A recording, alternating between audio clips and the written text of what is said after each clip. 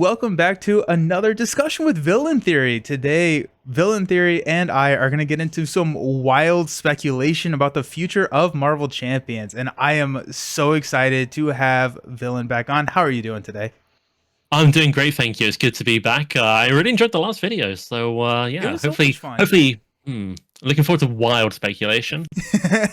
Yeah, and so this video kind of came about because after we hit the stop record button on our last video, we sat around and talked about some of the stuff that we were maybe looking forward to or hoping to see in the game. And then we're like, wait, this would be cool. This would be cool to like talk about. And so we're deciding to do it. And I am excited. I am pumped because this video is going to be coming out on Wednesday. Typically, these types of videos, I wait till the weekend to post, but I think we're all hoping that we may get an article on Thursday. If not, that's okay. But I also want to, get our ideas out there just in case they are used. It doesn't, I don't want to post it after. just all the speculation out there. But this is going to be divided up into a couple different sections. Timestamps are going to be down below, but we're going to be talking about speculation about everything. So heroes, villains, all of that good stuff. But I am pumped. I am ready to talk about some hero speculation. Is that where, are we good to start there? That's good. I think from when we did talk after we recorded the last video, it's one of the hero sort of things we talked about has stuck in my mind quite a lot. So I think that's a great place to start. Okay, well, start us out then. What has been stuck in your mind? I think we were talking about heroes that break the aspect rules, that can like take cards from other aspects, and I really like those. But we've got a couple. Adam, Spider-Woman, I think Cyclops and Gamora are the other two. There's probably maybe another one, but I think that's the main ones. But I really like the style. I like, there are pros and cons, but I like that Cyclops can take the allies from every aspect. Mm-hmm. And we were talking about what other heroes could do that or what could happen. And I think one of the things that came about, I can't remember from who or what, but we talked about Forge, one of the X-Men characters who could have tech from every aspect potentially or something like that. And I thought that was such a cool idea. Yeah, and sitting here just earlier today playing the Iron Man build up where he wants those tag cards, and we're starting to see that. What I would love, especially if that is something, to see a lot more tech to bring some life back to Iron Man too. But I would be all about that. Seeing being able to bring energy barriers into a different aspect would be crazy. Oh man, what would be some of your favorite targets to pull across aspect? I think something that's a really interesting design space is that leadership has tech ally attachments. So now you can have ally attachments from leadership in, say, aggression. And if they introduce more tech stuff, maybe you could switch that around. But I think that would be awesome. Get a Wolverine with a reinforced suit on. Yeah, you give him the suit, give him everything, give him. I don't know how you would put, because Power Gloves is locked to Avengers. That's a tech card we have. But laser blaster, something Guardian. Yeah. But you could do something like that, and they could definitely introduce even more tech. I think would be fun. So I definitely like the idea of bringing ally attachments. We started to get this with the actual Mutant Genesis box. I think it was that, or maybe it was the allies that came with it. But the training cards, attack training, mission training. Mm-hmm. Yeah. I like bringing more life to the allies in other aspects. So if tech could do that, that would be amazing. Repurpose is my favorite card. Maybe in the whole game, maybe, I don't know. Definitely protection. It's definitely a top 3 card for me. So anything that would synergize well with that, I think, would be really good. Which most tech does. It mostly runs with charges, but yeah, I think. Our most expensive tech that we have now is Force Field Generator at 3. Yes. Not hero locked, which I mean, I could see Forge bringing some hefty tech to the table as well. Ooh. That would be kind of fun. Could we get a 4-cost tech upgrade to repurpose into? That sounds amazing. Somebody on one of the Discord channels somewhere on the internet, I can't remember who it was, but they were talking about a comic book run of Forge, and I don't read a lot of comics myself, but apparently.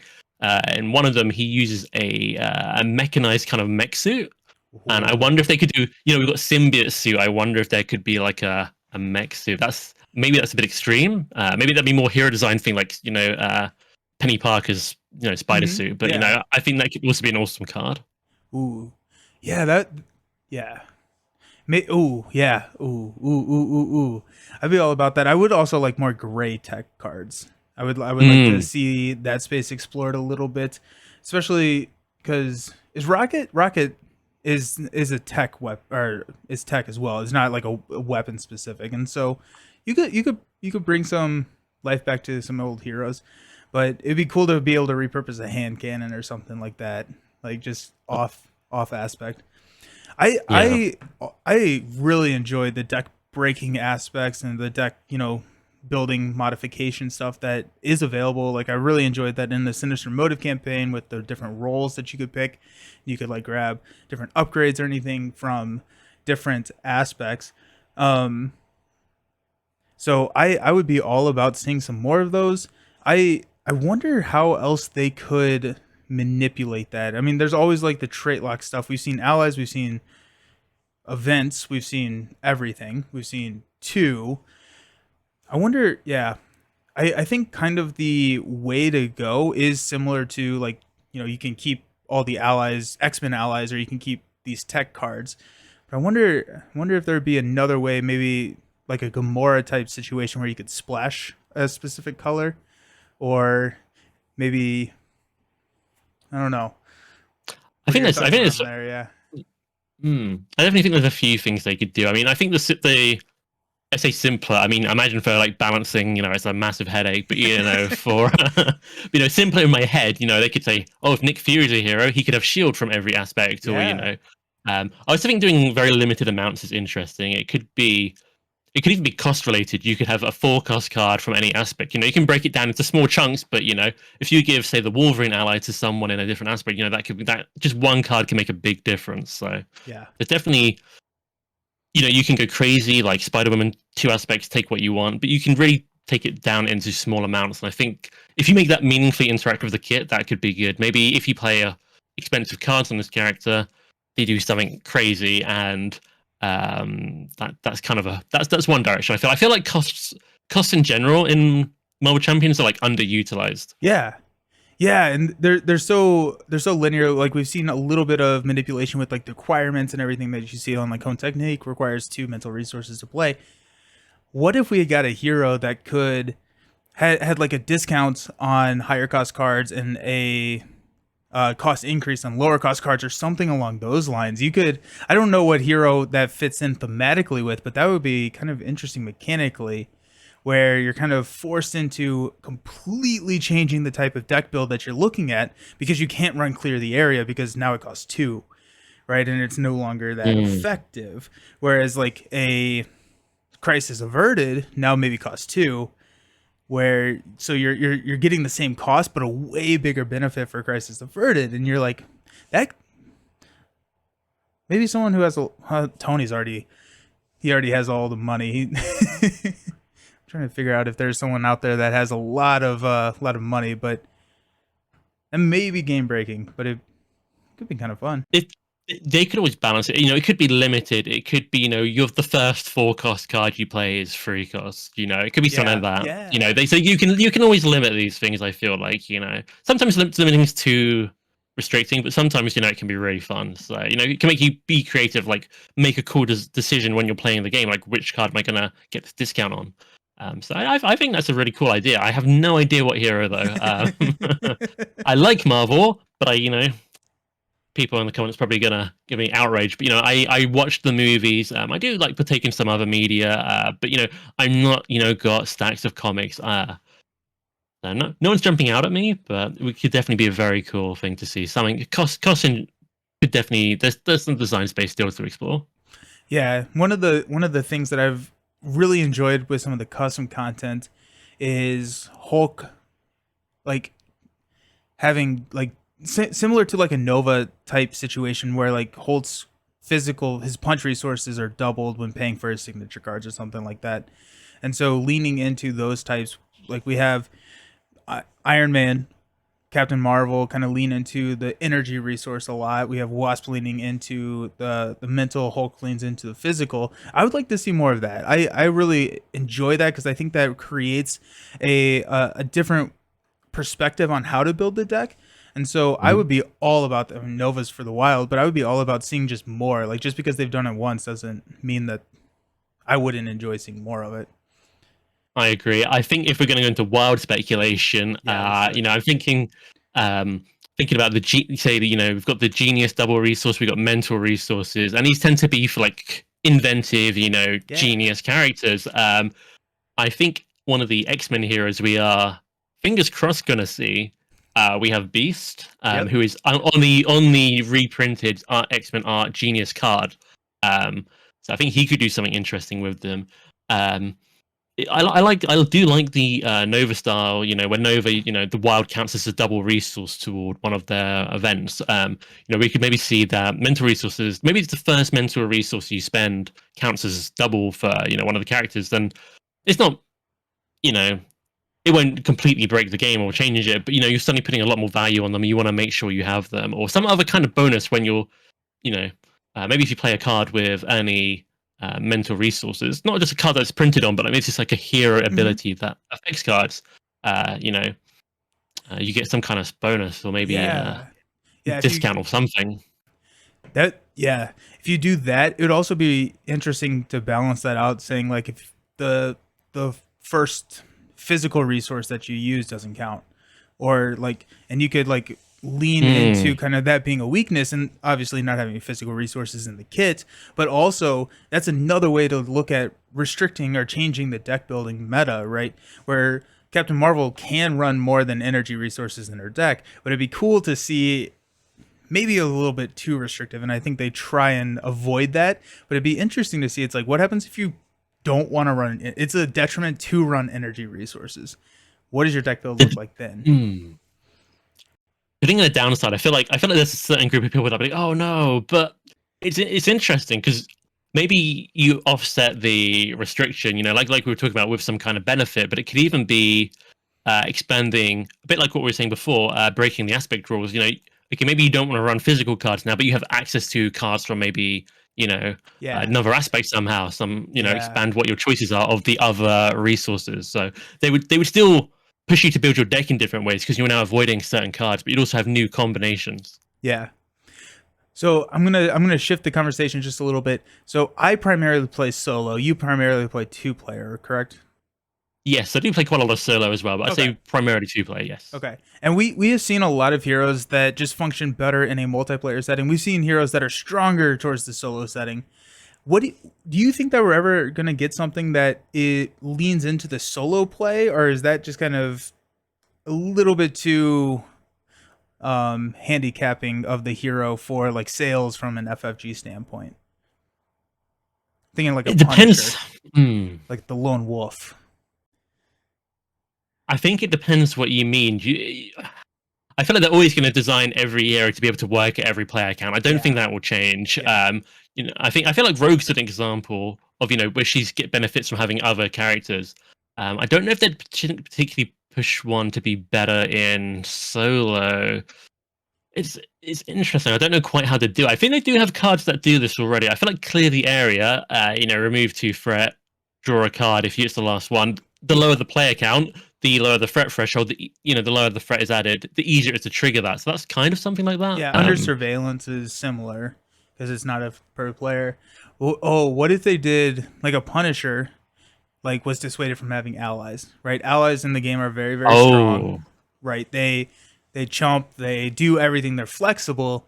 What if you got benefit or you cannot run allies, but you have this like insanely powerful hero?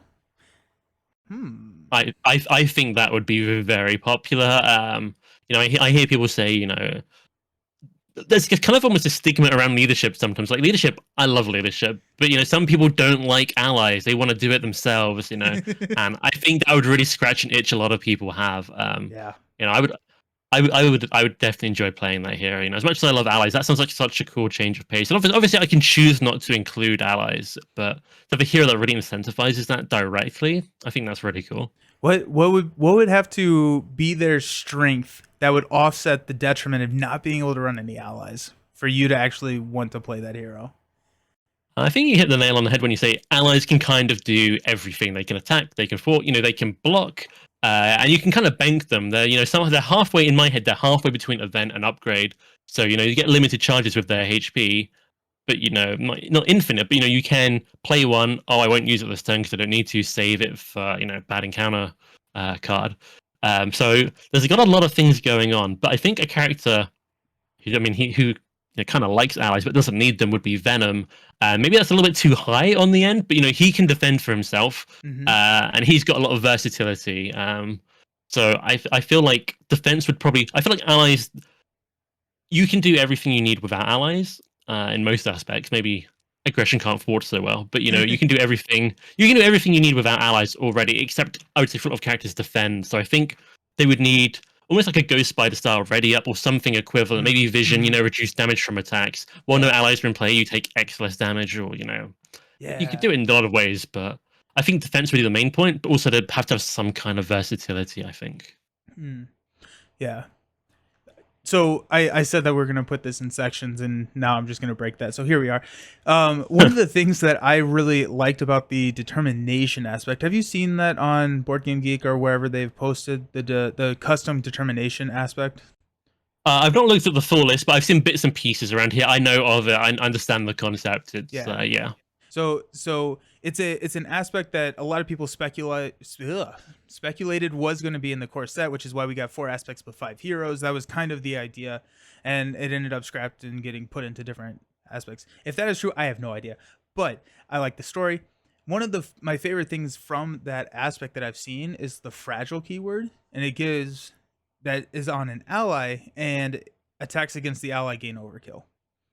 And so now it takes away, you can create these really strong allies that you cannot chump block with, and you can kind of reduce the cost, because I think that is kind of, it's not an issue level yet, but it is kind of the meta, is these cheap allies are so good because they prevent an entire activation, and they can thwart or they can attack or whatever. So giving allies fragile, you can really just open up the design space there. What are your thoughts around negative keywords in order to kind of give them something else, maybe like a lower cost but with like a higher attack or something like that?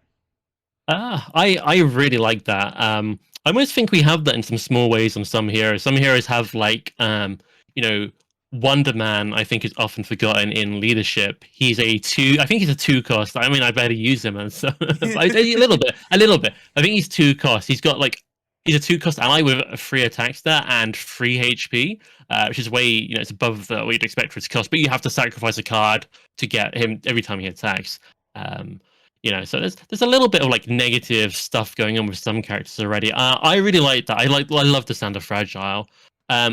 When I've played characters, villains like Sandman, Project Wide Awake, now that blocking with an ally in the traditional sense doesn't get you the same value, I started looking at these allies in a new light, which is really cool, actually. A lot of the strong allies have, small, low attack, low thwart, but really low cost as well. And suddenly, they're doing a lot less for your money. Ironheart, draw you a card. You could thwart for 1, then you can normally block. Now you just have to thwart for 1 again. You can't get that benefit. It's and I think that's really healthy direction as well. Yes. So I'm super down for that, and I think they could definitely do a lot with that. I'm gonna completely break sections and everything as well. Something I like the idea of are almost like permanent setup cards that could come in on, say, the villain side, and it could be like a condition that changes the game. It's almost like a rule that says you can't use X, but if you do something, you get punished for it. If you do something else, you get rewarded, just to push different playstyles. Something I've not tested, but it's been bouncing around my head for a while, is it could be an environment that says, if a villain attack defeats an ally, add 1 threat to the main scheme. Something like that to punish blocking with allies, because I kind of like blocking with allies, but I also think I can see that's quite kind of good. So I like some variety as well. Yeah. Ooh, that is a whole world that we can talk about. So I really like that, the de-incentivization of blocking and adding threat to this scheme. That's a really cool way to do that, because it doesn't immediately say you cannot do this, which I think is a little feel bad in some situations. Like, you don't necessarily, from a game designer perspective, say no. But to de-incentivize it, I think is a lot more interesting of a way to do that. And so adding those for the villain side, like permanent environments or something like that, I think would be really cool. And like we saw some of that with like what is it, city streets, or what is from the City, hood? It's from the from the hood. hood, the one which the environments that like Streets give of all Mayhem, like yeah. all characters plus attack and things Yeah, like that. is Yeah, that Streets of Mayhem. Mayhem's, yeah. Like Yeah. I love that mod set. I like taking specific environments and just playing with that, and that's something that we have seen in Lord of the Rings, the card game, that they're called contracts, where in that game where it modifies the gameplay experience. The only one that I played with was the normal deck in Lord of the Rings is 50 cards. This one, your deck limit is now, or your minimum deck limit is 100 cards, and you cannot reduce your threat, which is like your loss condition in the game. And so it completely kind of changed how I approached the game and how I built around it. And that one is specific to a scenario in Lord of the Rings, but it'd be really cool to get some of those that can go out for just any villain. And I feel like that could be a theme of a like campaign box. That could be really cool. I mean, we have a little bit similar as well in vaguely similar in with the Mojo show mods. You know, they have Yes. environments as well. So cool. They're really cool. But something that starts in play like that, you know, I think what we discussed after we did our previous video was that lost my train of thought now. It was that no, it's lost me. It will come back. There's too It'll many come back. too many ideas going around. But it's generally in the environments. You know, oh, it was the Operation Zero Tolerance mods that we currently have, Yeah. which now that was it. You know, that's kind of extreme. That punishes a lot of heroes that do maybe rely more on allies. Looking at Star-Lord, you know, you can bring stuns and things, but you know, I would love if that could be permanent. But you know, I would love other options as well. Like we're saying, just smaller punishments. Not saying no, you can't, but maybe there's another downside. And that's really, I think you can do it on the hero or the villain side, and I would definitely be up for that. There's some similar stuff in Arkham. Yeah. The Mojo ones were phenomenal. Like fantasy giving you +1 hand size and an amplify token to like every encounter card gains insight 1 and every character gets +1 thwart. That one was, I think that one's a little harsh because I can never keep up with the threat there. But those are so cool and they just completely changed the game. I like it when those are forced into play or are part of the setup. That's what I would like to see more of, and not necessarily something that may or may not come in or may come in like late game, and you can't necessarily build a entire deck around that idea. So I could, yeah. So are there ones that you would like to see on the hero side? Oh, the hero side is interesting. I feel like there are some easy ones they can hit, which there are pros and cons to doing it, but they could take sort of gimmicks from existing heroes and maybe offer maybe in watered down versions to other heroes. You know, an example is we were talking about tech with Iron Man. You know, maybe there's a mechanized suit and you have that in play, and you know when you play tech, it adds to that and gives you some kind of other bonus. But you know, they have to offset it. It's interesting to think about from the hero side. I suppose it would have to, if it's going to offer you some kind of benefit, it would have to come in with a negative and vice versa. Mm-hmm. I think they could do it scenario or hero for a lot of them. It's interesting from a hero perspective if, especially in multiplayer, yeah, you could have something like one player's punished more for doing something than the other players. I don't know if I've got anything specific, but yeah, that would be hard for the hero side. I think it would have to be on the villain side, but maybe give a benefit to the heroes. So like if you're fighting in with X environment, it gives a huge boost to the villain and a boost to the heroes as well. Similar to like I don't even play it, the standard 2, where it gives the villain steady or all characters steady, something foe. it doesn't help you, it helps the villain. Yeah, right. But yeah. like I like that idea. I don't necessarily like the other cards that it came along with for the standard and expert 2, but I really like that idea that can completely modify and change different and older villains as well. And so seeing just like environments, which I think would work really well in a campaign. I think it would be interesting to do a campaign similar to Mojo, where oh, this would be an interesting like defenders box, where like the street level defenders and you're fighting in different parts of the city, which all give you different benefits, similar to the Streets of Mayhem. But maybe they're set for each encounter, or you randomize where you're meeting up with. I just blanked on all the defender villains, but you're just meeting up with a specific villain in, the market or whatever you want it to be, and see, and then you could take those and use those in different matchups again.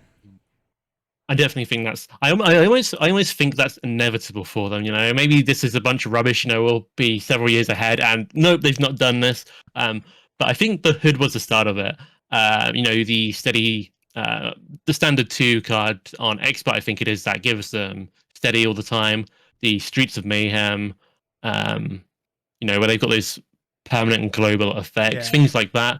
But even then, in Mutant Genesis and Mojo Mania, in Mutant Genesis, we got the mansion attack where all the main schemes kind of have that kind of environment, kind of like modifying thing going on.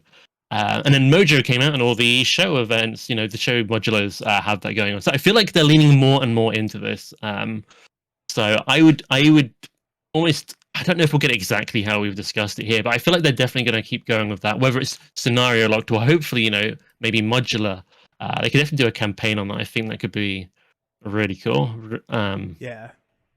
I don't see them necessarily ever printing a pack of these, and so it would be something that would be gradual like release, but it would be something that I'd be really looking forward to if they've been doing mod sets in the back of the hero packs.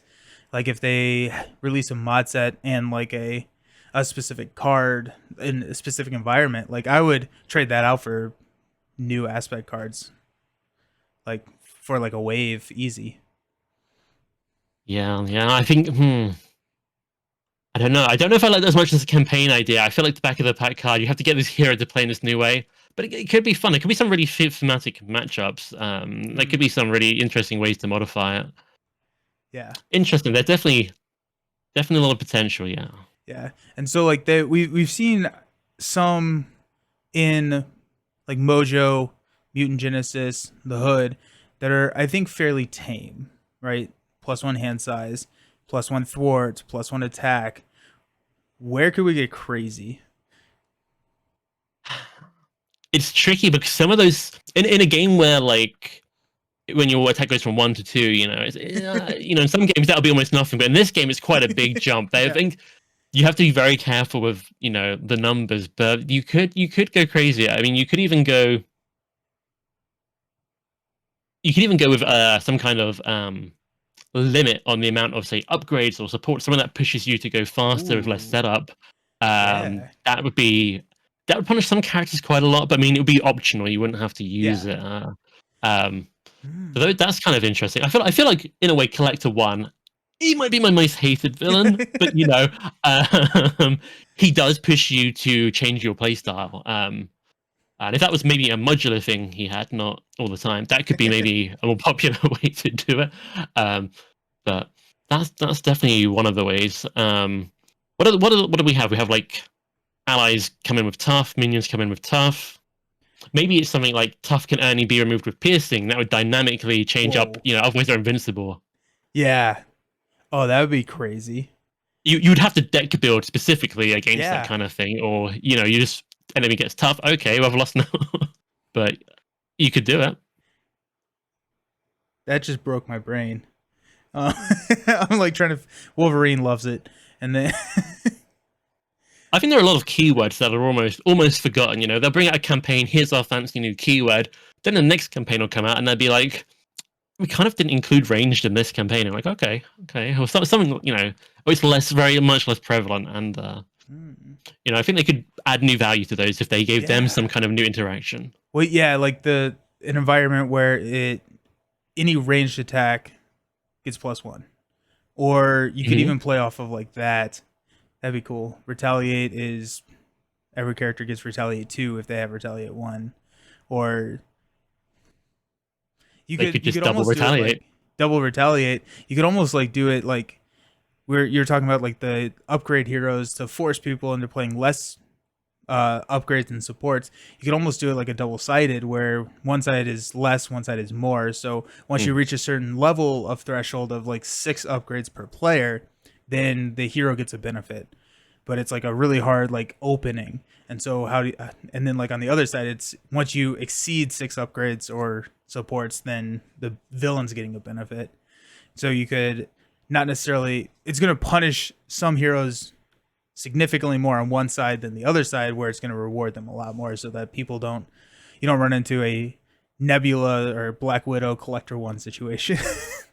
Yeah, that's it's very interesting, the double-sided thing. You could almost have like a revolving one that flips side. Could be, you could just dynamically change it up mid game. So there's a lot you'd have to try and balance these things a lot, or make them very modular, but they could go crazy. Yeah, something like the Phoenix, the Phoenix, or Unleash the Phoenix Force, where like you have to hit the 4 and then it flips, and then when it goes to 0, but if you get it back up to 4, then it flips back. It would almost be something like a side scenario or a side quest where the players may be able to manipulate it in some sense, where it's like if you deal similar to like the Avenger Tower support or something like that, where if you deal X amount of damage to it, it flips. And so it could be like a environment that you can deal damage to, and after 9 damage per player or whatever, it flips and gives a benefit, but it also does not advance the game state at all, where you're getting this benefit. Or do you want to go for the villain and not go for this, side environments scheme to there's just a lot of like dimensionalization that can happen with environments, I believe. Well, that kind of thing, like that side objective you introduce, it's almost like a side. It's almost like the fantasy side schemes with a reward in a way. It's like the fetch quest one. It's got no downside. It's a side scheme comes with no downside. But if you dedicate Freck to it, you could have been putting those resources elsewhere. But you get that benefit, when you clear it. I think they could do an incredible amount with that. I think that has so much potential. Yeah, I really, really, really like that. Yeah. And I think they have done that something similar in Lord of the Rings. I have not gotten to that point in my like progression play, but they have like side schemes that, from what I understand, and I'm sorry if I'm completely butchering this, but from my very limited understanding of it, is that players basically bring a side scheme to the table and they can put the side scheme out, which then is like a personal side scheme or a personal objective that they can then throw it down for a benefit. That'd be cool. I think you're right on that. I've not played Lord of the Rings, but I've heard people talk about it. I think Mag, who runs Hall of Heroes, or is heavily involved there. I'm not sure, but I've definitely heard them talk about that kind of thing. I think one of the ideas, I think it was from them or someone. So apologies if it was somebody else. So I hope I'm giving you credit, but somebody said, the Venom hero was a good candidate for that. Maybe he could have come in with missions, and he's got his personal mission, and that would be awesome design space. I would love to see something like that. Yeah. Aspect all hero card. It would be really cool. Yeah. This is starting to dive into like different archetypes or different like almost even like different play styles, but like it would be interesting to have this subset of, I don't even know what it could be different. Like it could be a aggression, could be a minion or something that maybe gets shuffled into the deck or comes out at X. Whenever you play this card, the minion comes out. You could do side schemes for justice. You could do villain attachments for protection, something for leadership. I ran out of ideas, but it doesn't necessarily have to be a side scheme. It could be something that gets added in that maybe for aggression, the minion one, it doesn't give as big of a benefit as like the side scheme one, because aggression can't handle the minion, or can handle the minion way better than they can handle the side scheme. Yeah, I like that a lot. Maybe this is slightly different, but kind of similar. But when you started describing that to me, I started to think of like the, kind of like the Arkham Horror style weaknesses, which if you don't play that game, they're very much like if you imagine the obligations in Marvel Champions, but instead of being in an encounter deck, they're kind of in your deck. And when you draw one of those, you have to deal with it. I think that could be interesting. It could always, you can always, maybe it's getting kind of, I guess it's wild speculation. We'll run with it. Do it. You could have, you could have, say, when you started talking about aggression having a minion, I was thinking, you've got a minion in your own deck, and when you draw it, it goes into play. Yes. There could be an alternative way to do Nemesis, even. You're drawing cards. Oh, suddenly this is a bad card. Put it in play. But maybe there's a benefit if you then defeat it. So you're almost putting in obstacles for yourself with extra rewards. So that could be a really weird kind of way. That'd be really cool, especially because, like, if you look at like the Minion Slayer role or archetype or however you want to define it, if you have get cards like Looking for Trouble, Get Over Here, Angela to pull minions, but if you can start adding minions into your deck that can come out and then you can kill them for a reward, that could completely change up some builds, and that'd be pretty cool. Ooh. In my head, I'm always worried about balance, but I think fun comes first, and you can probably make things work around it. So I would be excited for something like that. I think that had a lot of potential. It's almost like, it's kind of very similar. I mean, if this was forced and random, it would be different. But it's not a lot different than one way or another in Justice, where I'm going to play this card. Now there's a side scheme. That's it.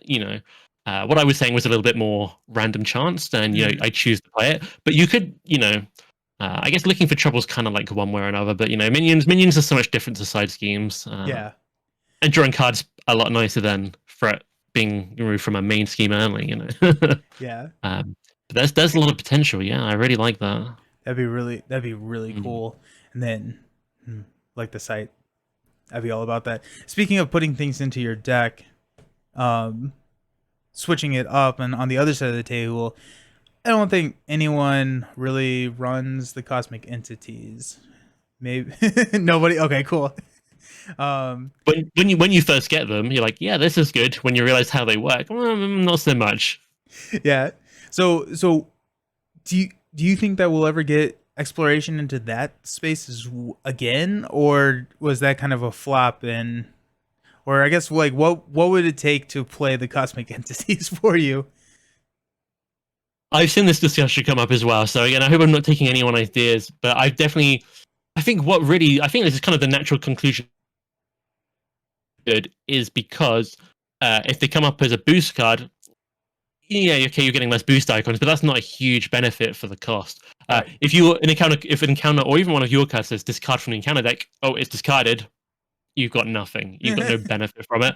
And a lot of villains, you'll be like, Crossbones, discard until you find a weapon. You would need basically something that once you've put it into the encounter deck would trigger some kind of benefit, no matter how it is used. If it comes up as a boost card, encounter card, or if it's discarded, you can have one benefit that happens however it leaves the encounter deck, or you could have, modular, like it's more powerful if it leaves them one way than another. I think that would really be, or the alternative is just make them dirt cheap, as they are. But I think it'd be more interesting if they did more, personally. Yeah. I think they could go back to it. I feel like initial reaction to them was, oh no, these are really inconsistent. What if it doesn't come up as the encounter card? Or what if I finish the game before it even comes up? Right. I can't remember off the top of my head what they'll do because I don't use them very much. But I think some of them are like healing, and if I'm at full health, I can't be healed. If I've cleared off the threat on the main scheme, okay, maybe when the time the threat removal would come up, it'd probably be something to remove, but not as impactful. You're basically fishing for some kind of benefit from them, but that might not be applicable at the right time. So I think they'd have to be maybe go toward flexible benefits as well. Yeah, I could choose.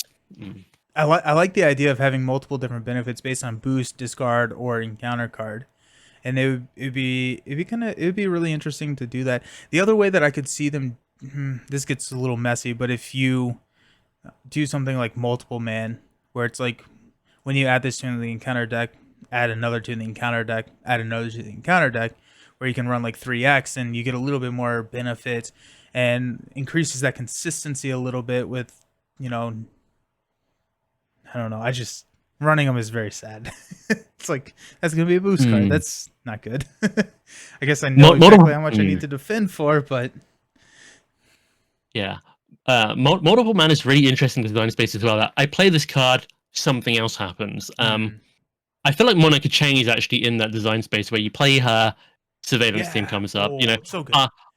I want to talk more about the cosmic entities, but I feel like the multiple man is ready. Okay. you could do a lot. You could do a Monica Chang for tag team in aggression and make Hmm. tag team. I love the idea of tag team. Having a squad of soldiers or professionals backing you up. You're the hero, but you've got these. That's really cool. It's just the card isn't that good. Um, so I would love it if they did more of that. But back to Cosmic Entities. Although I think they were negatively received because of their inconsistency, I think they've since had characters like okay, Mystique's not been that well received, I would say. Uh, some people really like it, but I would say a lot of people do not like these bad Yeah. things coming out of your deck. But I think Mysterio has been well received overall. So I think they can see that putting, that's kind of the opposite, putting bad things into your deck, but it's a similar space. And I think they can see, if it's done well in a consistent way, that I think they would do it again. Okay. Yeah. Okay, now I want to go back to the Monica Changs of the different aspects.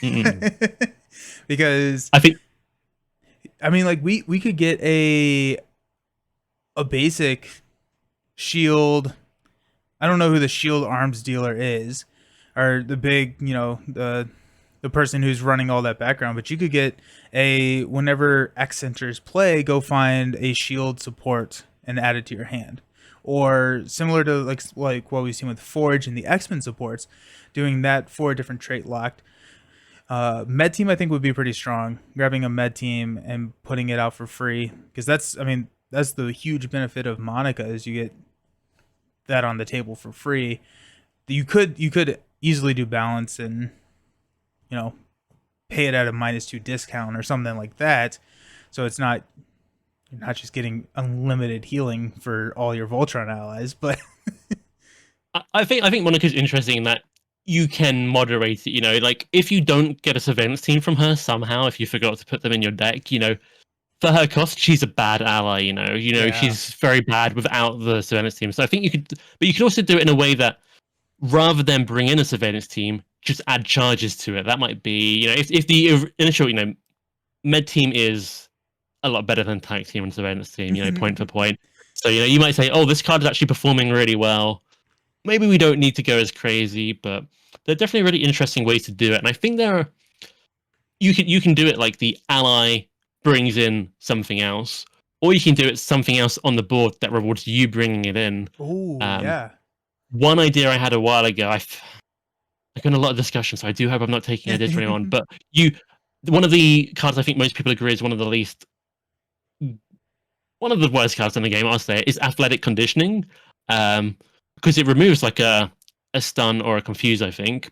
But you could just play a cheap attack or a confuse, and then that'd be useful in situations where you're not stunned or confused. Right. But you could have some kind of upgrade that says when you play Athletic Conditioning, get X other benefit. That would add value. So there's interesting things like that they could explore.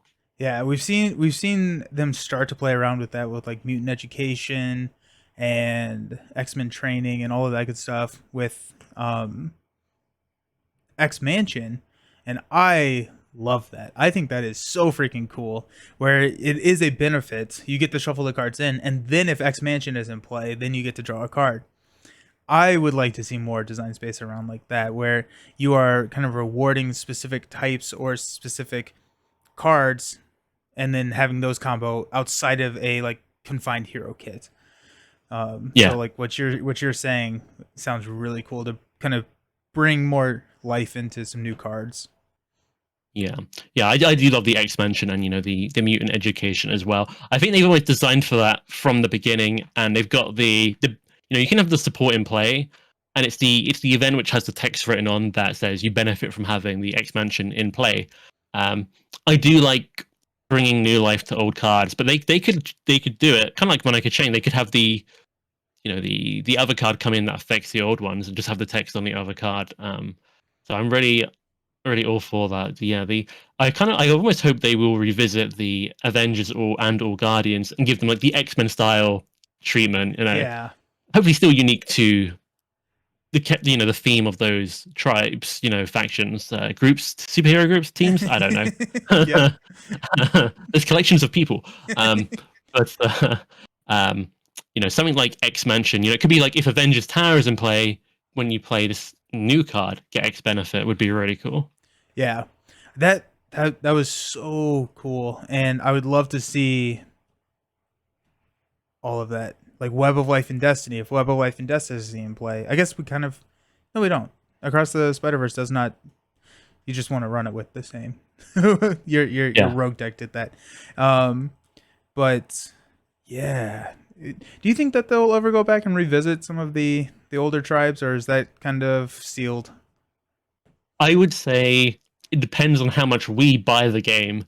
I think if the game goes on long enough, they will 100% go back to it because, Marvel's so big, they could keep going for more and more obscure, but I think their sales will go kind of. If you Yeah. put Spider-Man on the box, even if you've done Spider-Man before, I'd probably buy it, Yeah. Right. uh, so I do think they will eventually, and it might be interesting to see. The game is based on the comic technically, right? That's where I think the licensing is and all that, technically. But I think if the movies kind of, introduce new, say, Avenger characters or something like that, I definitely think they could, if there's enough popularity there, people want it and they want to make it. I definitely think they could. Yeah. And we do have precedent with that, with like the Arkham Return 2 boxes and the Lord of the Rings Nightmare packs, where they went back and this is more on like the encounter side of things, where they went back and reformulated some of the old scenarios. I could see them doing that with villains as well. And we kind of talked about that with the different environments that they could put into play. Mm. But like a Return to Rise of Red Skull is, I think, a very possible potential product in the that was an alliteration that I did not expect to happen. so I apologize, but that we You could did see well. in the future. That we could see. I was like, I'm just saying a lot of p words right now. That we could see in the future, which I would buy that so fast, just to see Yeah. different campaign rules, different modifications on the villains. Like you don't even necessarily have to print different villain decks, just maybe a different villain card, and then you can see how does Crossbones look different in the Return to box. He's come back with a vengeance. I think that would be amazing. I love the Rise of Red Skull box, but it was the first expansion they did. I think if it was designed today, they would do some things differently, and they could kind of it and I change lost things you. up. Sorry. Oh no, You're back. You said am I back? you did like the Rise of Red Skull box, but then Oh no, Red Skull must have sabotaged something. Yeah. No, I was saying I like the Rise of Red Skull box a lot. It's one of my favorites, but the campaign especially, and some of the design principles. I think it was the first expansion, so I think if they were to do it nowadays, they would do it a little differently, and they could introduce some of that, and they could give a twist, and they could change things up. I would love that. And going for the wild speculation, they could do that for heroes. We could have, you know, we've already got 4 in the game, and all of 4's cards, I believe, refer to 4 by name, and I don't think they mention his alter ego by name. So you could always do something. We've got the 4 Jane Foster ally in play. All you need is a new identity card, and all those hero cards work. With the new identities. So there is a lot of potential if they wanted to not do a whole new hero pack, but just a new version of the hero card. Okay, what if this would be crazy? They print the new Thor, the new X hero that we've already had, and it comes with 15, 10, 7 hero cards, and you create a 15 card deck for your hero cards from the 22, 25, 30 that you have available. And so you have even more modularity within the same hero. And so maybe, Iron Man right now, you can lean heavier into the thwarting side and just like complement the justice, or figure out where that lies, just to give even more deck building options for specific heroes. I like that. I think they would have to. I feel like I keep saying this. They'd have to tread carefully. Yeah. Because hero cards are already strong, and if you could hey, these are the weaker ones. Let's just put in all strong ones. You could start to. I feel like some of the quote unquote top tier heroes already kind of do this, where their hero cards are all so much better than the aspect cards. You're basically just playing their identity cards. Yeah. That's gonna be okay, but I don't think they'd want to go too deep into it. But I love the idea. I'm wondering if they could do something like, the hero cards have numbers on them, like 6 out of 15. Maybe it's only certain ones you can replace. Maybe they can Yeah, limit. there you go. Yeah. Hmm. I don't know. I mean, maybe it could be fun just to go crazy with that. I will not endorse anything until I test it. But it sounds really cool. Sounds really cool. Yeah. But they could do something like that. I feel like they could even. I don't know if this is too crazy, but they could even do generic hero cards that you could swap onto anyone, or maybe limited. You could do gamma traded hero cards, and you say if your hero has the gamma trait on one side of their identity, then you can swap out X card. I don't know. I think it could be interesting. Maybe it's too much. I love But it. Hulk and She-Hulk have some good cards. Less than ideal Less cards. less. They have more than one good card. I'll put it that way. So some of them you might want to swap out, and that could be a way to do it. I really really like that, mainly because of the implication that we've seen recently with the all basic decks, right? Where we're seeing these decks that they have cards for these 14 hit point heroes like Limitless Stamina, Unshakables. Colossus has. I ran a aggression Colossus deck that had one red card in it, right? Just to do it. But we're seeing a lot of these trait fixes inside of the basic aspect, which takes up and eats up a lot of the space in your deck build. And so if you're able to swap out some of those weaker hero cards, the cards that are kind of bringing them down in power level for these cards, and still have the 25 cards to play with in the aspect, or 35 cards to play with in the aspect, that would be awesome. I think that would be a really cool way to make the decks not all look the same and still give like the individuality that the different aspects give the heroes when that would be really cool. I'd be all about that. I really like that. I love Limitless Stamina, and Yeah. I run that in every Colossus deck, among other characters. It's probably an elegant way to do it. It's kind of as you described. You could almost have. I wonder if they would do, like the permanent setup cards, like we talked about with standard 2 on expert, where the steady comes in at the start. Mm-hmm. Maybe you have some card that comes in at the start that says, search your deck and choose 5 hero cards, and remove them from the game. And now you can kind of include your Limitless Stamina, and you're not taking up on that deck space. That could be one way they could explore it. But, they might have to work on the phrasing, but that would work. Yeah. And that's cool. Do you think we'll ever get a hero that doesn't have 15 signature cards? I mean, like we have like Rogue with 16, but like they have always said that it's a 40 to 50 card deck, and you have to include all of the cards that come with the hero. I don't think they've ever explicitly said it's always going to be 15 cards. I can definitely see them changing it. I think it would kind of be a one-off crazy here. It's like Adam Warlock does. No one else has come close to doing what Adam does. I think it would be like a one-off, but I can see them doing that. I'm playing some Arkham Horror myself right now, which is another game by Fantasy Flight Games that we've talked about already, and I think my character there can have like a 33 card deck rather than 30. And it works fine. It works really well with what they've designed it for, and I don't see any reason why that could not work for Marvel. I think people would like that a lot, and you could go in either direction. You could even have 20 cards that are hero cards, or you could have 5 cards that are hero cards. Yeah. I think that'd be really cool. I hope they explore that. Yeah, it's a lever that they are probably going to pull at some point, and it's like where I think I would rather see less hero cards first. I because like hero cards are typically better, and so I'd like to see what can I do if I really have a hard time running over 40 card decks. I've done the math, and it really doesn't matter if there's 41 or 40 cards in the deck. But for some reason I'm just like, no, I can't do it. But if I'm forced to throw 35 aspect cards, the synergies that open up are pretty interesting. And maybe those five hero cards are insane, or they could be search your deck for an aspect card and add it to your hand. Like you could lean all the way into an aspect and have basically no hero cards, and maybe have a really strong printed hero ability. But I think that'd be popular. Yeah, I I would be think all about that. I think a lot of heroes that are popular are heroes that have really unique interaction with aspect cards.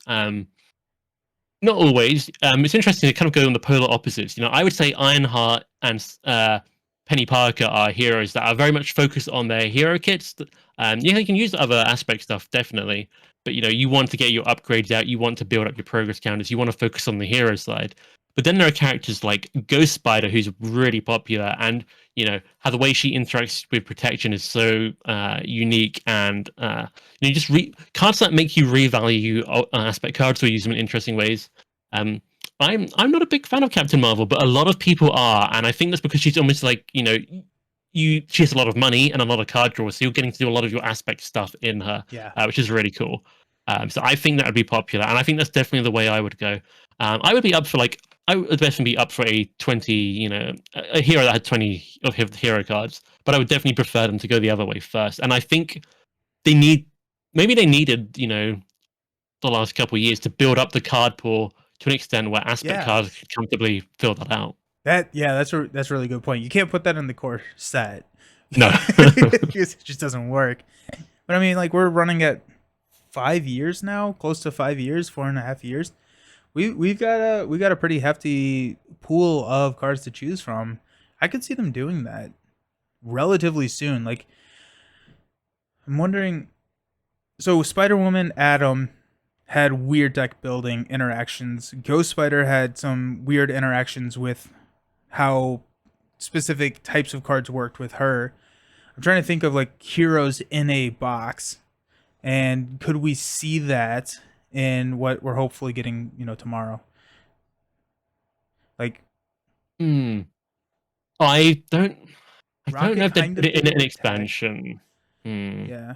Maybe. I mean, I can see them building the deck breaking rules in a box. I don't know if we'd see less hero cards in a hero kit in a box. That's fair. I Yeah. think some of their design philosophy is sometimes an expansion. The theme of it is what draws people into the Yeah. game, so they might not have that full collection. But I think as a hero pack, 110%. I think that's really, really, really possible. So it kind of feels like we are going to be getting Deadpool at some point. It would be crazy if we didn't. Dude, that'd be the most Deadpool thing ever. We just don't get him. What do you think they're gonna do with Deadpool? I think it's such a fine line to walk. He's known for breaking the fourth wall. He's the Yeah. that would probably be the biggest thing. Obviously there's a lot of ugly comedy, but a lot of it is done through breaking the fourth wall. And I think She-Hulk is known for that and didn't do a lot of that. I think Spider-Ham is maybe the closest we've got. The cards tell you to do something outside the game. Mm-hmm. I don't know. There's so many ways they could approach it, and I think all of them would have to be done carefully, or they'll risk alienating people. Yep. I don't. I think I kind of think maybe they have shown their hand a little bit. There is the obligation. I think it's in the sitcom modular set. Yes. Yeah. Is that where the Deadpool Yeah. encounter card is, and that makes you do something outside the game to interact with it. Yeah. So I think they would do that actually. Yeah, I don't know.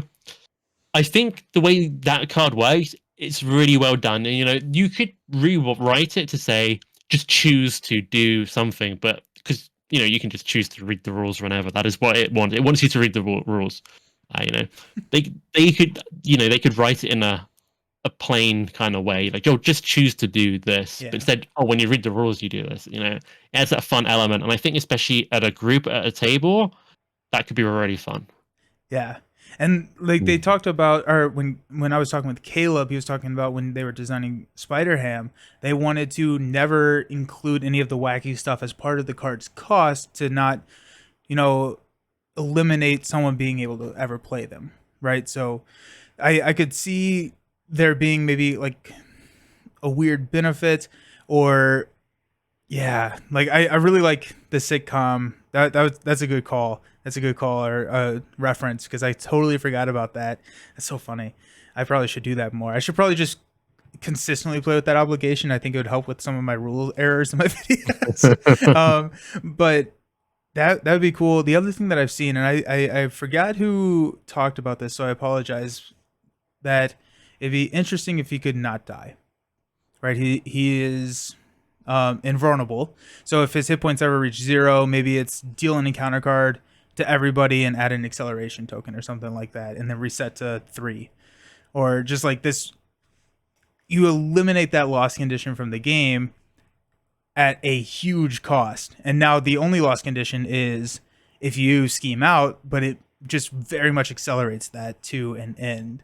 I could see them doing something weird like that with the Deadpool pack. I could see them doing that as well. I don't think they would do that for Deadpool, but I don't think that's an impossibility either. Or for another hero even. We'll see. I could be wrong. It's definitely very interesting to. It's kind of like what we were talking about, almost with changing up like environments or permanent things changing up the villains, changing up the win and loss condition is something that really interests me. So so you can't lose through damage is really interesting. So now your defense events, your ways to defend yourself, you're valuing them differently. It's not, am I going to lose here? But it's like, what will getting to this point of taking this do to interact with this other thing. I would love that. That'd be really cool. Yeah, different loss conditions are interesting, and I think the only alternate win condition we have seen is Collector 2, where yeah, and Sinister 6. Oh, and Sinister 6, yeah. We've seen a lot of different alternate loss conditions with Operation Zero Tolerance, Collector 1. Maybe not a lot, but we've seen a couple of them. We've seen a couple of different win conditions. I would be interested in them exploring that space. I wonder if that is kind of getting away from what they wanted Marvel Champions to be, where it's kind of a easier sit down head to head with the villain. But I would be interested in seeing something like that. I really like Collector 2 as a concept to escape. Somebody we forgot but has a different win condition is actually Magog. Yes, his is completely awesome. Different, but it still works within the system. Awesome, so good. Magog is one of my favorite villains now.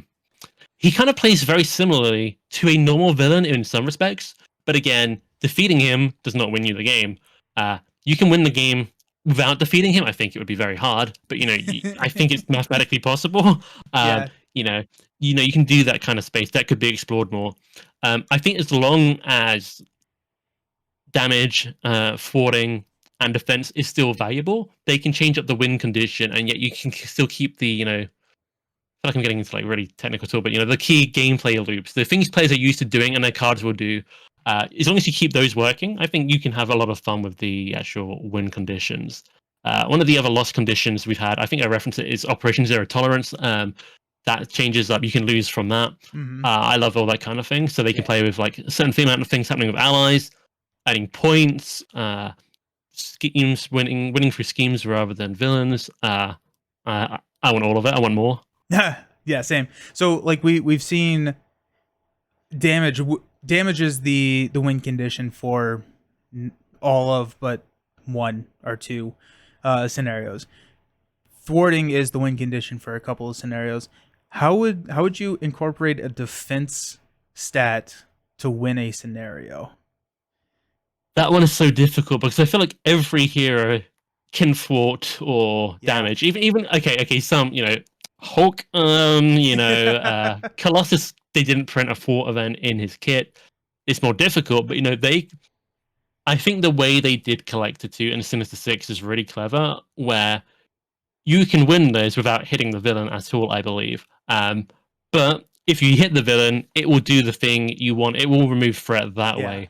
So I think they'd have to maybe have that kind of element, because if you want one defense Hawkeye with no defense events in his kit to start defending to win, might not go the way you think. Kind of go the way you think it would, putting a completely normal archer in the way of super powered villains.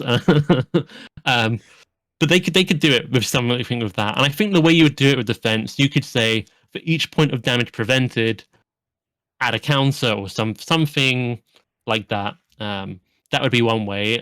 You could even balance it out to use, might be too strong for some heroes, but you can use the recovery stat. I think Alter Ego is underutilized. If there's some kind of Alter Ego victory condition, definitely down for that. Give me another utilization for recovery. I want that. Um, I I would think love to see design space there because I very rarely recover. It's like it's almost like the defeated option. It's like, ah, dang, I have to recover. And so like you know cards like what? recuperate, no, Oh down, yeah, dang it, downtime, right? It gives you +2 recover. downtime gives you +2 recover. Recuperation lets you use your recovery is like an event as like an action. Yeah. Yeah, So I could that would be interesting to see a ally or not an ally, but a hero lean into the recover stat and how they yeah. could manipulate that. I think they have that slightly with Miss Marvel and Spider Ham, who have these huge recoveries but very low defense, so they are incentivized to heal rather than defend. Mm-hmm. But I feel that's a basic level. What you were asking me before, like how could you use to recover in an interesting way? An interesting card that's come out recently that isn't talked about very much is Befuddle. It is the Justice tactic upgrade, which you put it on a minion, and now you can use your fort stat as your attack stat. And I think the I like that card, but I think the issue with it is that forwarding is generally more expensive than damage. So you're spending a card now to use your less valuable output. Mm-hmm. Now to do damage with your forwarding. So, but you could take that in a way that maybe more rewards it. You could make something that does. You can make somehow a mechanic where your recovery stat can remove threats or can deal damage. Um, you could even have maybe if you recover any excess healing or however it would be phrased, Mm-hmm. would then charge up something else. Captain Marvel has her energy channel, but you could bank that over healing to do something else. That'd be I cool. think That'd be really so. cool. A couple Um, things you could do that way. Huh. Yeah, I like that. Or what you could also do a card that plays off the recovery stat as like sweet dreams or whatever. And it's like it after you recover or interrupt when you recover. I would even print it like that so you can actually like run recuperation. You can play the card and maybe like look at the top X card where X is your character's recovery stat and draw one of those cards or something That's around that, which it's like, okay, now I want to run these cards that give me +4 recovery. I want to run Banner's Lab. I want to give. Uh, that'd be really cool. yeah, I want more ways to utilize the recovery option, and with seeing X-Men come into the game and all the alter ego support that they have gotten, pun included, maybe, um, then I would like to see more of that in the game because as a solo player, it is difficult to play into the alter ego stuff just because, like what you're saying, thwarting is expensive. Yeah, I really like that card you just described, the Sweet Dreams card, and I can already think of oh, I can make a deck around that. Oh, I can think of plenty of puns as well at the table. And it kind of fits into meditation. That's an alter ego only card Yes. that it comes up every now and then. But the fact that it's alter ego only, there are very few cards really like that do anything outside what you'd normally expect, like generate extra resources or discount. That's really cool space. So you could Sweet Dreams would definitely be a great card. That'd be fun. Um, Also, good I call really on like the them. meditation sonic rifle combo. That was sick this morning with Iron Man. That was fun. Yeah, I was really excited when meditation first came out. I was like, wow, this looks powerful. Then I was like, oh, I don't like it. And now I'm back to there are niche uses. If there are situations where my hero's activation isn't that valuable, I could use it for a resource, and I really, really like that. And I think Iron Man is one of those, he's got such good forwarding that you don't always need to fort every turn, especially with the arc react. He's got these activations, might as well get a resource. Mm-hmm. That's really, really fun. So I think definitely things along that line. So that's kind of an interesting way that meditation is, because the punishment is that you exhaust your hero. So that's less punishing for heroes that don't really mind their hero being exhausted. And you could definitely do alter ego cards along those lines. So heroes that don't like to block with allies, maybe you could. We don't even want to use the allies. I guess strength. I guess strength in numbers is already this, but you could log alter ego. You could do all sorts, but you could take something a hero doesn't want to do and then make a reward for it in alter ego. Oh yeah. Um, I'm definitely down for that. Alter That ego in general, so much potential.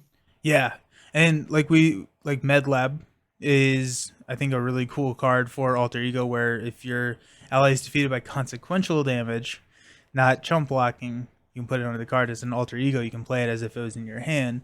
So it is a space that I feel like we're getting more. And like you just said, there is a lot of places that we could go in the Alter Ego side of things. And I would like to see something around the recovery stat at some point. Yeah.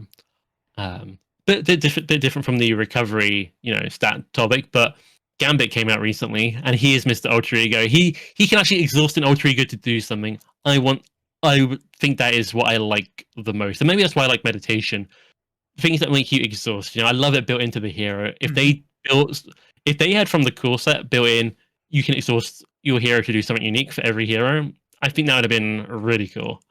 I don't know how many things they could go if that Yeah. was, viable. But theoretically, if Mm-hmm. everything was as engaging as Gambit and still unique, I would love that.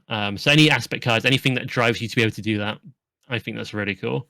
Don't know if Alter Ego has anything too unique other than it's A, Alter Ego, and B, you've got uh your recovery stat and your Alter Ego. But there are I think there's still design space for form changing, because right now a lot of the form changing cards are change form, do the thing. If you draw that at the wrong time with a normal hero, you can't do it because you're going the wrong way for. Yeah. Um, but you could have something that specifically works both ways, and has maybe a different effect which way you are That'd be at. cool. I think that'd be really cool. Or you could do something that's like an upgrade, and then when you flip, you get to cash in a bonus that time, so it's more consistent. I would love that as well.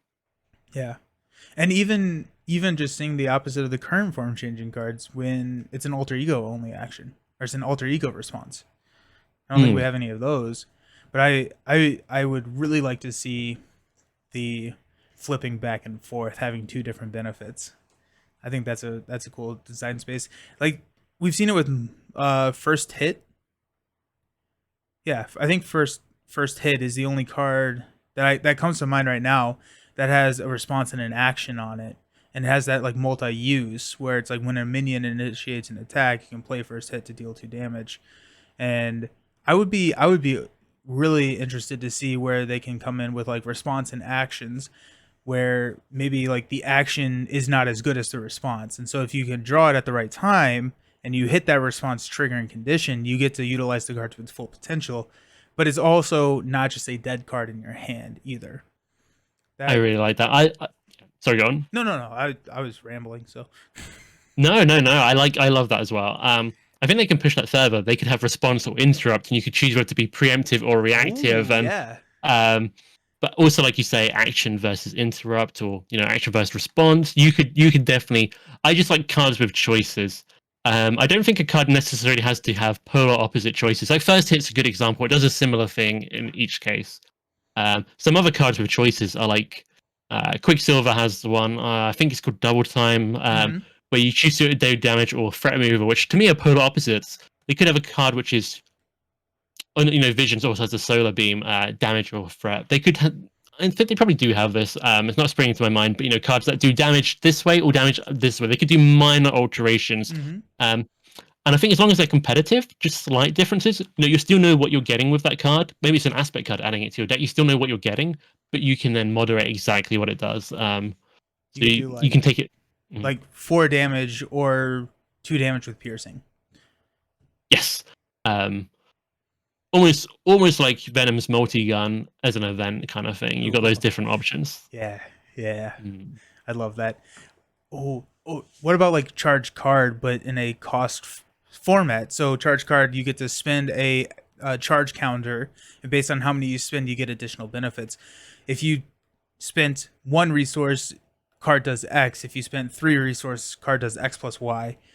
That could also be kind of interesting. Or it's like this card is free. It's an action of 4 damage for 2 cost, or if a if a minion initiates an attack, it's a 1 damage for 4 cost card where you get a discount in the cost when you pay for it. That's another space they could explore. That is really, really, really, really good. I love that.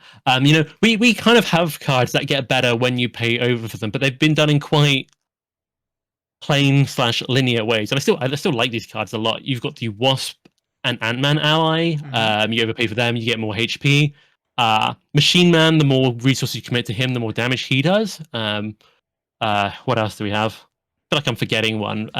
We have But like not necessarily overpaying, but Moon Girl, Moon Girl. which there for like 48 hours we had the overpaying for Oblivion and Infinite Card Draw, which was really fun. They're like, no, you can't do that. Like, that's fair. I respect it. It is what it is. But yeah, all of those cases, it's like one resource for 1 HP or one card back or one extra output. I do like the charged card thing because what's cool about charged card is the more counters you overpay, it's not just add one; it changes what it does. Yeah. That's really cool. So I love that design space particularly. They could just do more benefits, and I think what else is unexplored a lot is the resource icons, especially if they're printed icons and you can't just a Quinn carrot now it's whatever I want it to be. They could have almost like a charge card, but instead of having to pay more for each benefit, each different resource type, if you pay with one resource type, you get one benefit. Yes. Or the other, or the Yes. other. I think that would be Yes. really cool. Yes. Oh my gosh, that just blew my mind. That'd be so cool. For every lightning resource you do, add 1 damage to, or pay for this card, add 1. If you pay for this card with a physical, you get overkill. Or oh my goodness, that's cool. I think with printed resource, it really forces you because yeah. almost everyone has a resource generator. Even the champions or web warriors who don't typically have a Quinn carrier, they've got something in their kit most of the Yeah. time. Or but printed, I think I like. We'll see how they do it if they do it. But I think, as you're saying there, we can take some of the cards they already have. Let's say the Ant-Man leadership ally, who's you overpay for him, he gets a health. You could have a maybe like a card like him, or you can even put a cost on it. But for every physical, he gets an attack. For every mental, he gets a thwart. For every energy, he gets a HP. And you can almost like build your own ally. I don't know who would fit that, but there is got to be someone in Marvel where you could really make your own. Oh my goodness! It could even be like a support. Like it could be like a customizable tech team. It doesn't even have to be an ally. Like it could be a shield support where you're assembling a group of special agents to run alongside the. Dude, that's so crazy. That's so good. I love that. Yeah. I really like the way the resource icons are in this game. That they have these technically 4 with wild different kinds. And I would like to see them push it further, not just requirements on events, but different effects happening. They've done it a little bit with the Hulk ally, the Adam Warlock ally, probably some cards I'm forgetting, but I think they could push it a lot further. So yeah, fingers crossed that happens. I would really enjoy that. That'd be really cool. Okay, we've been talking for longer than I realized, which is always a good thing. But I want to ask you this before we break, and then we'll see where this goes. But what would be your one golden ticket thing that you would, if you got to sit down with the design team and implement a hero or a villain or a mechanism, an archetype, anything into the game, what would you want to put in the game? I realized I never told you about this question, so I apologize. No, it's fine. It's fine. No. I love the, it's wild speculation. I don't need to expect everything. We've slightly sort of covered it already, and it's quite I could just say environments. That's quite a broad one though. The way we've talked about, we've talked about tons of possibilities with them. But something I actually realized I haven't mentioned, that's something I've thought about for a while, is we talk about what kind of hero could break these deck building restrictions. You could put the breaking the deck building restrictions in some kind of player side permanent setup card, and it could be something that I think people like from some of the more recent campaigns is you can take an aspect card from a different aspect in your deck, and if you could have a way to incorporate that outside campaign play, I think that would offer so much flexibility across the board. And I think we can see from characters like Adam Warlock and Spider-Woman, although it can be really strong, it's not going to break the game. I don't think anyone's putting those characters as the number one most powerful character because they have it. As long as there's a cost or a downside, as well as the upside, I think that would you could kind of revolutionize deck building for every single hero in the game if you let them use more cards in a Yeah, way. So that would probably be my one thing. that'd be cool. And there's so many downsides that they could play with based on cost, right? We saw that in Mojo, right? Based on how much cost you get for the support or upgrade that you started in play, you add that much threat to the main scheme to start out. And you could definitely play around with that where if you're adding a 4 cost card or you're adding an ally or you're adding a support, then you do X, Y, or Z as a negative impact. You take damage, you place threats, you deal yourself an encounter card. Things that could offset, and it's not just a this could break the game. And but having that downside as a permanent upgrade would be really cool. Yeah, I think I mentioned Symbiote Suit at least once in this video. I think a hazard icon that is kind of interesting. It could be you start the game with a hazard icon in play, but maybe it's got counters. You move one every turn, so you just for a couple of turns, maybe not hazard icon. People don't like that. I don't like that. It scares me. Yeah. But, you can have a downside that ticks down from the start of the game that kind of offsets things. There's ways you can do it. So that, yeah, I'd be excited for something like that. That's a whole nother thing that would be really cool to talk about and play with. And like just counters on negative impacts. So not necessarily just like a side scheme where you can thwart it down, but a counter where either every turn or if a triggering condition is met, then you get to remove a counter. Heck, make it recover. Every time you recover, you get to remove a counter. Or every time you play the off aspect card, you get to remove a counter. And so, yeah. Oof. They've lightly done stuff with that. Ebony Moore's Invocations countdown. Yeah. There was something in one of the Mojo, the crime. There's a kind of thing that comes out every time you get rid of a side scheme, you take a counter off it, and that gets rid of that. They've started treading that way, so they could expand it. Yeah. So. And then by the same token, would be happy because they'd have all the new counters to sell. Everybody's happy. Yeah, there is so much to go there's so much where places that this game could go, and I am hoping that this game just continues forever. And like we get to just see it all the return packs, like re-envisioning of old heroes, of old campaign boxes, of the environments, all of that. Oh my goodness, have you ever done any custom content?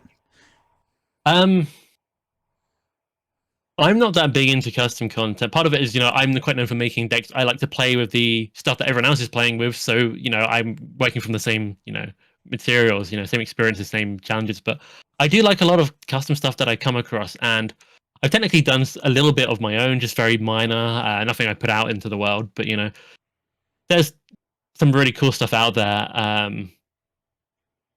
That's about my experience with it. Yeah, cool.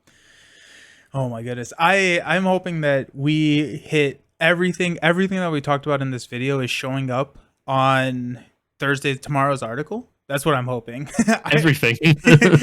There are so many things, including an article that I'm hoping that I'm just hoping for. But oh my goodness, it was great talking with you, Villain Theory. It's always a pleasure to have you on. It was great talking with you in the deck building in the deck building video. It's great talking wild speculation with you. I'm excited to see where the game goes. But before we log off, can you tell everyone where to find you? Yes. So if you're still here after this time, thank you first of all. If you're in any of the Marvel communities, if you're on Discord or Reddit, you might see me lurking around. But what I'm most known for, making decks. If you're on Marvel CDB, the website, you'll find me with the name VillainTheory, and that is the best place to see what I do. And all of those links will be down below in the description. So make sure you go check out his decks because there are some really fun ones out there that you can play. But this was a fun discussion. It does not feel like we've been talking for this long. And that's always the qualifier of a great discussion, in my opinion, is I look over, I'm like, oh my goodness, we've been talking for that long? No, that's crazy. So I'm not going to ask the time. Well, it was wonderful having you on. I appreciate you coming on, and I will talk to you later. Thanks everyone for watching, and we'll see you around. Peace.